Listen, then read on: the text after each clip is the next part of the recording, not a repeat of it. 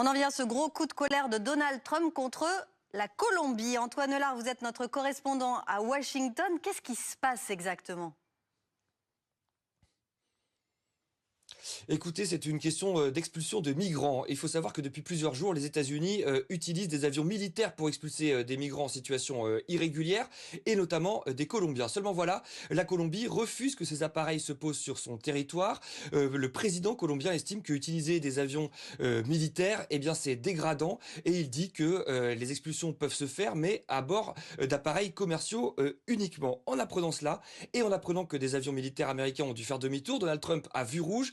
Et tout à l'heure, sur son réseau social, il a annoncé des mesures de rétorsion pour essayer de faire craquer et plier la Colombie.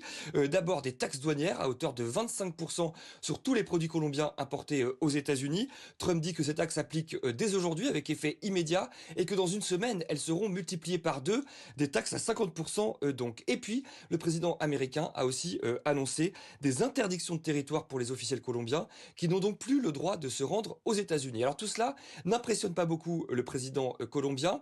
Comme une sorte de pied de nez à Donald Trump, il a décidé d'envoyer son avion présidentiel aux États-Unis pour récupérer les migrants et leur permettre de rentrer dans leur pays d'origine dans des conditions dignes. Voilà ce qu'il dit. Donc il y a vraiment un bras de fer entre les deux pays. C'est aussi un premier test pour Donald Trump et pour sa politique d'expulsion massive. Antoine Lard en direct de Washington.